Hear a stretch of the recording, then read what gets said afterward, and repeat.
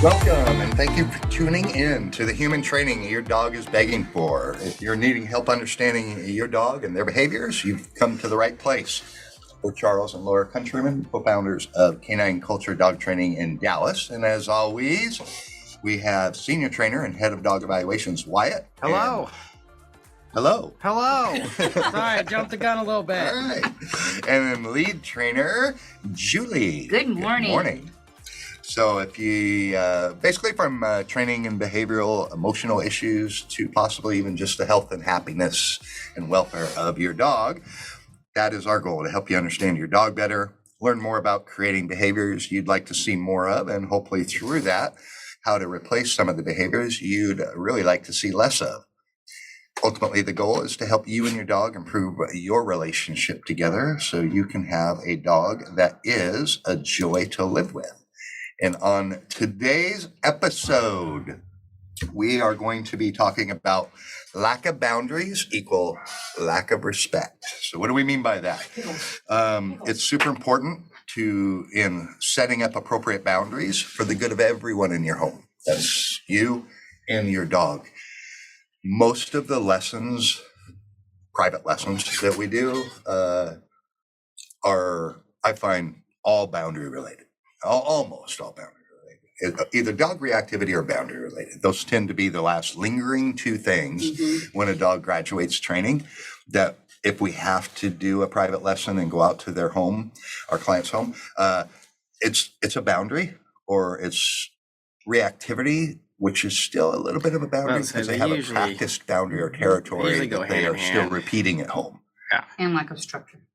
I feel like they all intermingle. It's like a cobweb. You can't have one without the other. I don't trust my parent enough, so I need to protect them. Yeah, without them making any kind of decisions, I need to do it for you because I don't trust you enough. So we'll try to stay away from the reactivity. Yes. And just really more focus on appropriate boundaries, the wrong type of boundaries, what kind of issues you're probably having because of boundaries. So Julie, what's a good example that just pops into your mind about a common boundary issue somebody has?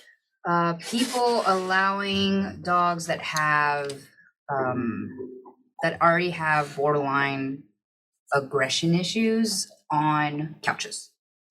And I know that seems it's a hard topic to talk about because there's so many people who will ask, can I let my dog get on the couch? Can I let my dog get on the bed? Things like that. For the most part, I will say it's not an issue. Like, I let my dogs get on the couch. I let my dogs get on my bed.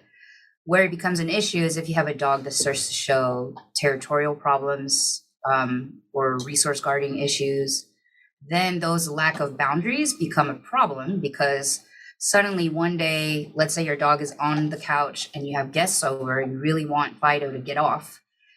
Fido is going to say, no, this is my area. This is mine, not theirs. And so to me, that's the one example that just comes out of my head when I think of lack of boundaries and how that will directly relate to in-home aggression and in-home issues. Or in-home bad manners. Yes. Because I think we all get that question because most people that have dogs, they hear conflicting information on, should my dog get on my bed? Should my dog get on furniture? My common response to almost every client is have the relationship with your dog that you want to have with your dog.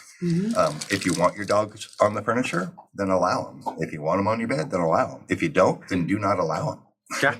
It is that simple. But to piggyback on what you said, that doesn't mean that because I allow my dog on the couch, like we do, you're allowed to get on whenever you want.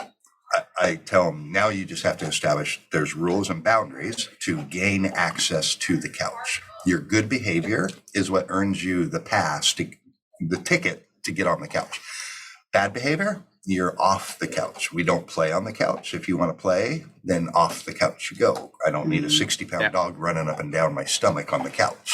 To add to that, I think that the common issue with dog owners, a typical dog owner, is that they just don't know, they don't understand the importance of having to set those rules and those boundaries. So they end up being in this world where like sometimes it's okay, sometimes it's not. Sometimes I tell them to get on and off, sometimes they just let them. Yep. And that's really what it comes down to, is that if you just let your dog kind of do whatever, and sometimes there are rules and sometimes they're not, that's where the confusion begins in a dog. No clarity at all. Mhm. Yeah, there's no such things as a thing as a sometimes command. They should always be allowed to or not. So to clarify that for you, that you're listening, if my dogs want to get on the couch, they will come over to Laura and look at us. And if we want them on, we'll pat the couch, and that was an invitation, you can get on. If we don't pat, they'll look for another minute, like, come on, I'm waiting for it, I'm waiting for the signal, and then they'll go lay down on their bed. So that's our always rule. You don't just get to run across the living room and hurl your body up on the couch on us. No, you weren't invited, and that's going to hurt us.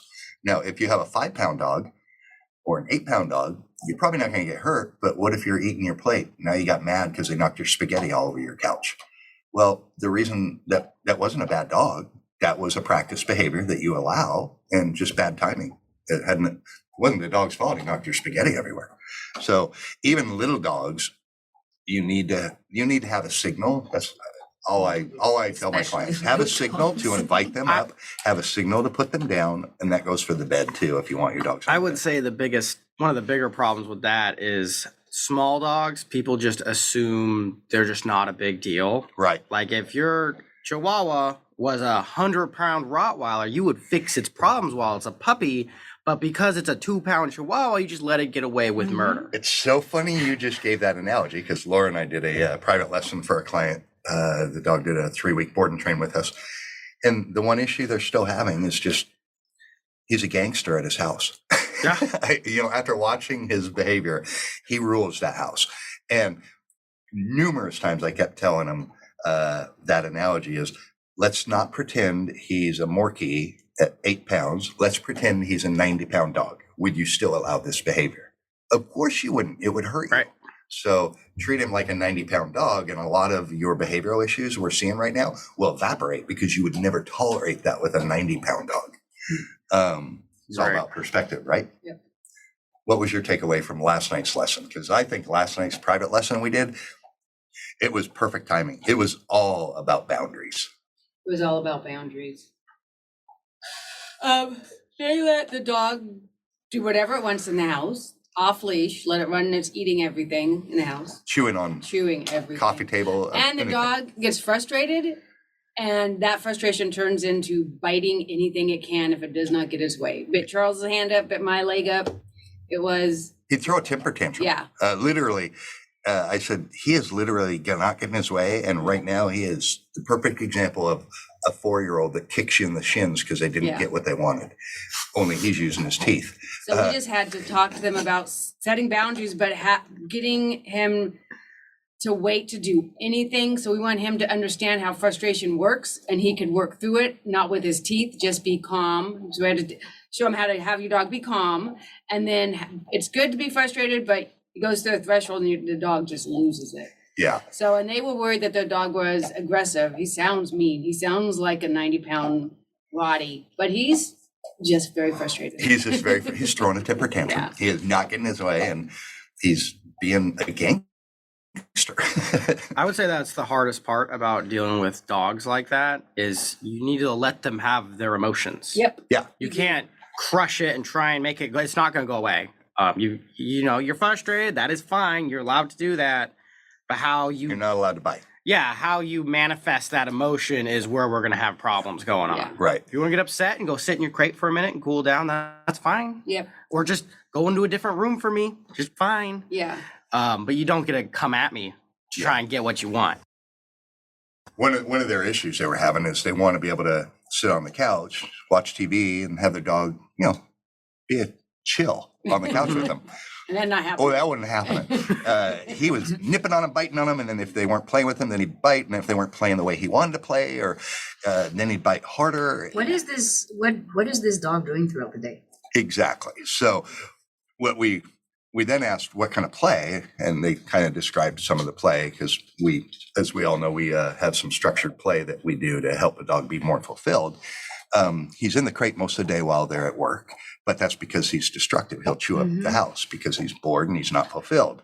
And then at night, because he'll chew on them when he wakes up in the middle of the night and wants to play, so they get up and play with them for a half an hour. An hour. And actually, yeah, they said an hour, and then they go back to bed. And I said, well, that's why he does that. Well, actually, they don't go back to bed. They lay on the couch because he won't let them go back to bed, so they have to sleep on the couch. So it was all about It's all a boundaries, this mess. lesson. And the funny thing is, he's a phenomenally trained dog here. He just has all these bad practiced behaviors at home. Our lesson went a little bit longer because it was the first time they've ever owned a dog. And if you could describe everything you could do wrong, sweet people, they just didn't know what to do right to correct some of these issues. So the first thing we did is we sat on the couch and I just showed him how to, get the dog to be calm and, don't play, blah, blah, blah, invitation. If it's his good behavior that earns his access to the couch. Bad behavior, nope, you're off. So then we had him play. So he said, well, let's see you play to see if you're following, our steps and helping him become fulfilled. So they each grabbed a ball. One was behind the couch in the dining area. One was in the living room in front of the couch. And then they tossed the ball back and forth. He never got the ball.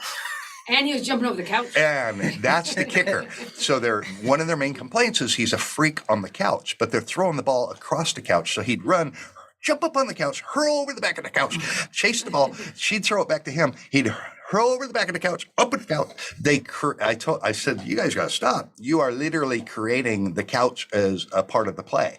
Yeah. You have him thinking it's a game to run up and jump over the couch and now you're building complete frustration in this old dude because you never let him get the ball. Yeah. So we went over how to play in the house, and they had an issue with him barking at the window. So again, that's a boundary. Mm-hmm. Showed him, okay, let's play in front of the window.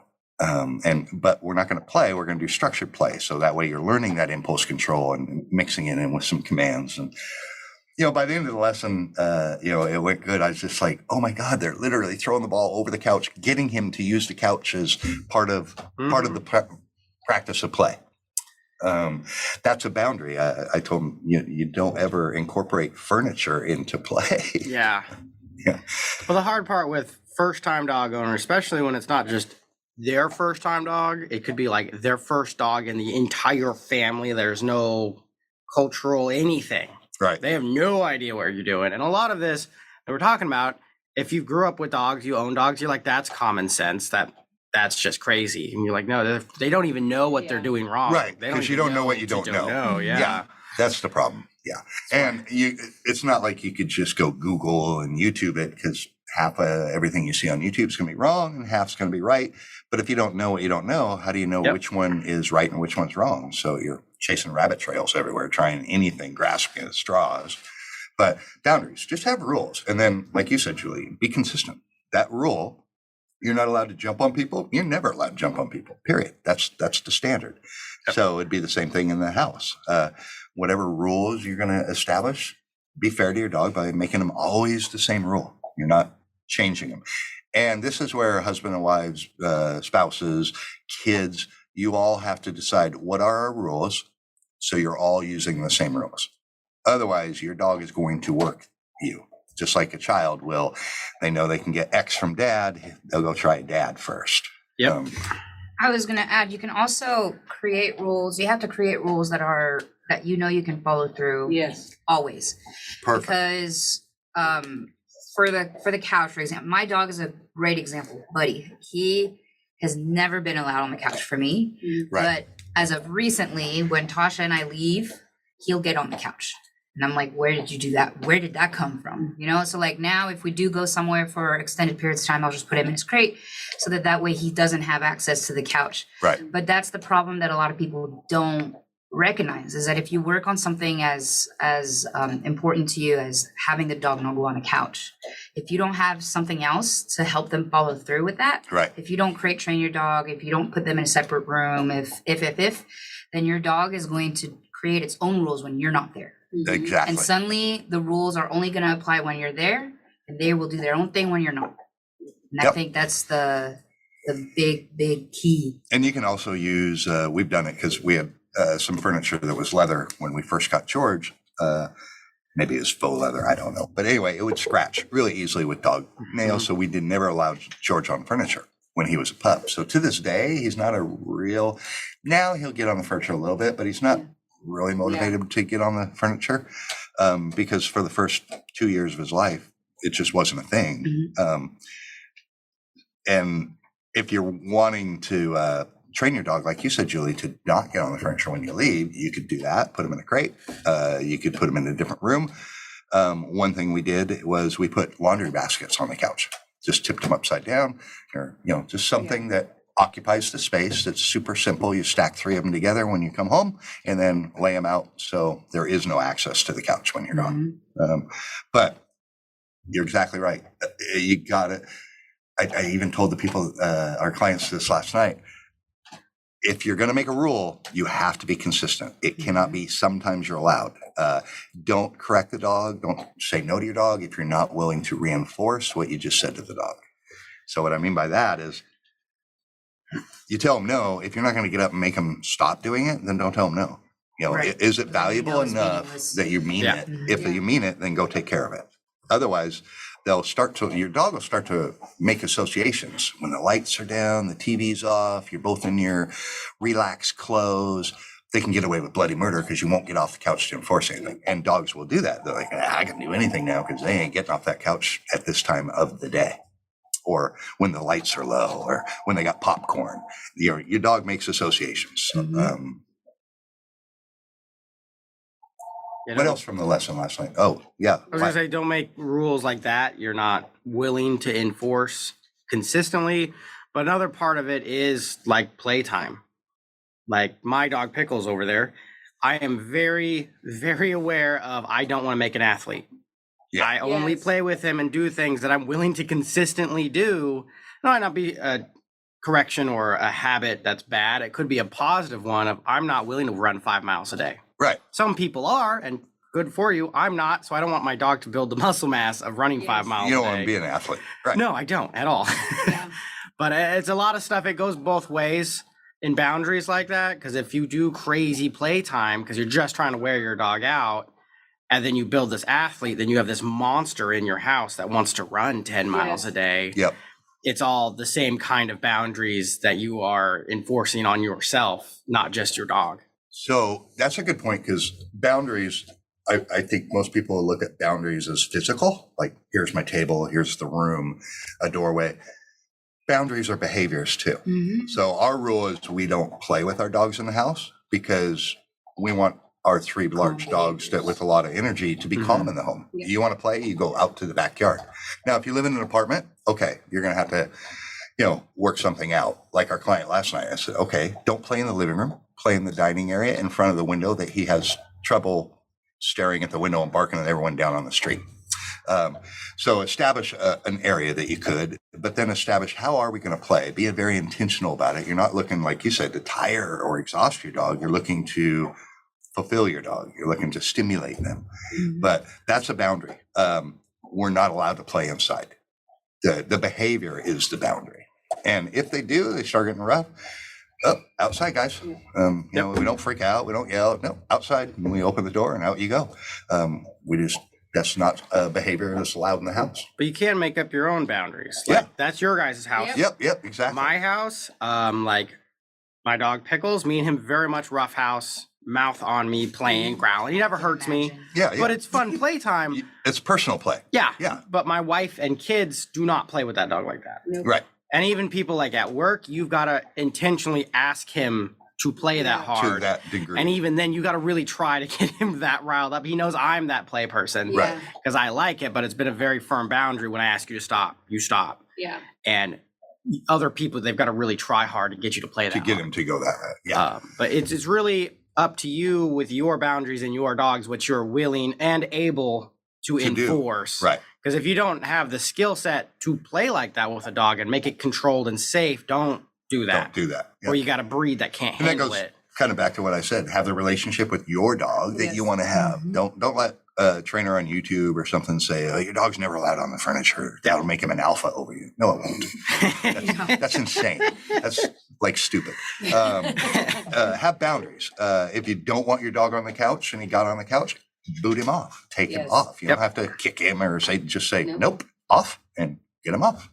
Caveat on that, as long as it's not feeding into a problem. Yeah, I was gonna say Yeah, there's It's yeah. there's your dog, definitely- it's your house, but if it's guarding you, you can't be sleeping in the same bed with And that dog. kind of piggybacks Yeah. what you said with what Julie mentioned at the start is maybe you do want your dog on the couch to snuggle with you.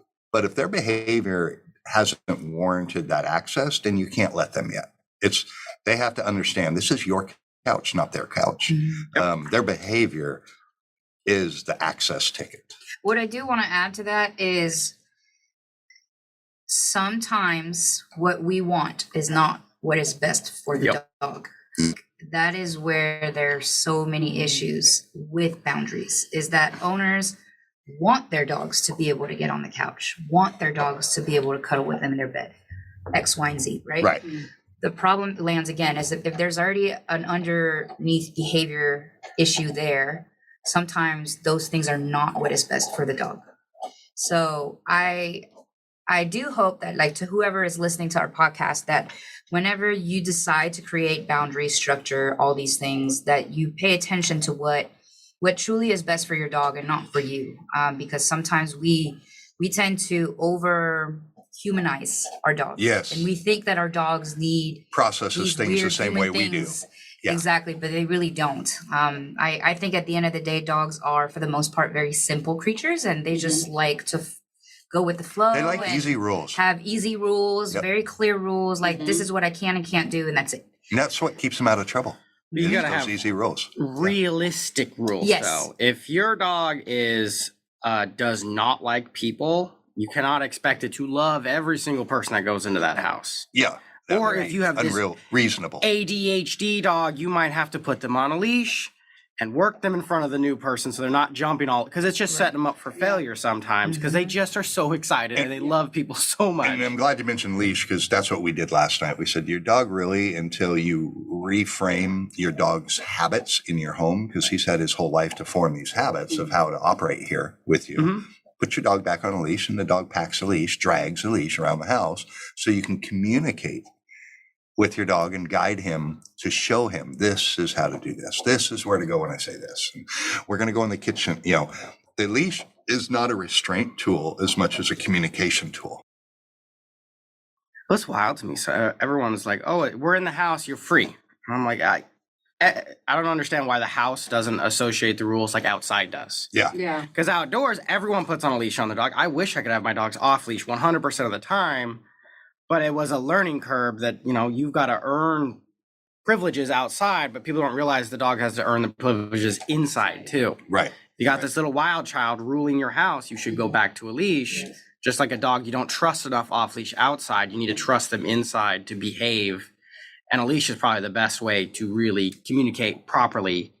So they just don't go, nah, I don't want to listen to you. I'm going to go play in my room, or I'm going to go destroy this wall. Right. And right. you have no way to stop me other than grabbing me. And, I that's bite the you. danger zone.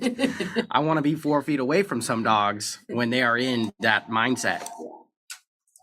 Especially if you're dealing with resource guarding or any Yeah. bad Oh, no, behaviors. You don't absolutely. want to grab the dog's leash right on its I neck. don't It's know probably why the leash is such a negative. It's almost like people look down upon it a little bit. Yeah. Well, it's the same thing with dogs that wear muzzles in public. Mhm. And I'm like, they're clearly working on their problem. They are being incredibly safe. Don't give them the Yeah. stink eye. They're just working on their problems. Right. I don't think it should be a terminal tool you use forever. No. But if you're working through human aggression, but your dog just needs to be around more humans, but it's a little unpredictable, put a muzzle on it. Be safe. Mhm. It's the same thing with the leash. It's just a negative connotation for some reason. Yeah.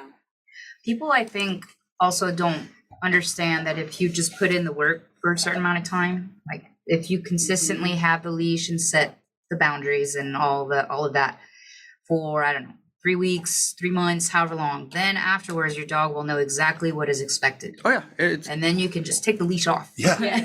And you And then really you'll are have not like 12 years of bliss. So Yes. like, 12 to 15 years Yeah. of bliss Yeah. for 2 to 6 weeks worth of effort. Right. yeah. Or I mean, yeah. if your dog has to be in a crate till it's 1 year old, Yep. It has to be then you right. can finally let it out because it's mature enough and it's trust enough in the house. Then you have 10 to 15 years Yeah. of dog loose in your house while you're not there. And it doesn't have to be a year in the crate That's for someone example. listening. That was just an example. Yeah. But Yeah.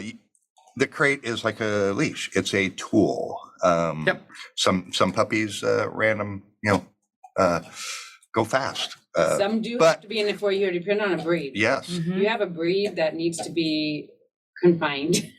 Yeah. It also depends on age. So, I think we've kind of been referencing puppy quite a bit, but this is a rescue dog too. Yeah. The reason your dog, if you rescued a dog, the reason your dog was in a rescue is probably because of a behavioral issue. Yeah. Mhm. 67% of dogs, I think it's 67 or is it 57? Anyway, there's a 7 in it, are abandoned or given up because of a behavioral issue. That means someone else didn't take the 2 to 6 weeks of time to instruct their dog and show them with a leash how to operate in their home. So you do it. And now you have wedded bliss with your dog for a long, long, long, long time. Yep. And the trick is to do it as early as possible. Yep. To everyone, the analogy I use is children. You don't try and fix a 17-year-old.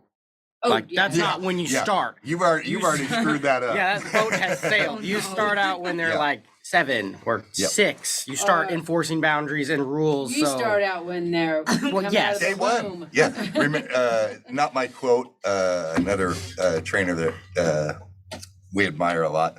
And I'm not even sure if it's his quote. But if you have a puppy, you're not raising a puppy, you're raising a dog. So don't let those boundaries get destroyed because they're a puppy. So you're giving them a lot of latitude, because now later you're going to change the rules and you're going to turn everything upside down. That's very unfair, very frustrating to the dog. They don't know why all of a sudden all their rules changed. They don't know it's because they turned 9 months old or whatever that number is that you decide to basically turn their life upside down. Well, the worst one, in my opinion, is dogs getting in your lap. And you're like, oh, it's a cute little pit bull puppy. I'm going to have it in my lap all the time. And it's cute. Yeah. And then when it's 95 pounds, you're upset because you have a lap dog. And I'm like, you've taught it from You've taught birth it to be a lap Yes. dog. to come be in your lap and get it. And some people are okay with that, and that's Sure. fine. It goes back to have But the if life you want. don't want that, Then don't do that as a puppy. If you don't want your dog jumping on you, then as a puppy, don't allow them to. Yeah. All right. Well, hopefully this was helpful on establishing and understanding boundaries and why they're so important, how to work with boundaries with your dog. If our talk today connected with you, we invite you to reach out to us on our website, k-9culture.com.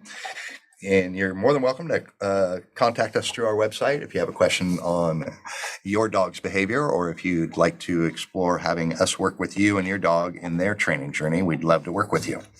Be sure to follow us on Instagram, K9 Culture Dog Training DFW, or Facebook, K9 Culture Dog Training DFW, for more information or just cute pictures here and there. We also try to make an effort to include training tips in there too. So follow us both. And again, if you're needing help with your dog, we'd love to work with you. Next week's podcast. So next week, the Doodle Hippie episode. So doodles and poodles. To groom or not to groom. Kimmy's gonna be here. So we're going to have our head groomer with us next week to talk about grooming. No, she is not going to talk about how to do a haircut. She's going to talk about if you have a doodle, because doodles are all the rage, been growing a lot in popularity, but there's a lot of other breeds that she will be talking about that do require Grooming every 6 periodic 8 weeks. grooming Yeah. on a regular basis of every 4 to 12 weeks, Yeah. depending. There's some breeds that it should be groomed, But and they don't. 'cause they there's some think they're dogs that low you don't maintenance. think, there's some breeds that you don't think need grooming, and actually they really, really Yeah. do. So I think you're going to be fascinated on that, how that affects the health of your Yes. dog, and how your dog could be in an immense amount of pain. And now the behavioral issues that you're dealing with have nothing to do with behavioral issues. They have to do with your dog's in pain and they don't know how to tell you. Yes. And they're just cranky and upset. It's really sad sometimes when we see the owner did not mean to abuse or neglect their dog. They just didn't realize the importance of grooming. And then when we're getting a dog groom, we'll go, oh my gosh, that poor little dude. I wonder how long this has been like this. Or they just flat didn't know. Yeah, and it goes back to, I don't know if you've never had a doodle or a poodle or a dog that needs groomed, you might not know the importance. It's not about the haircut. It's about maintaining the health and happiness of your dog. The haircut's really secondary.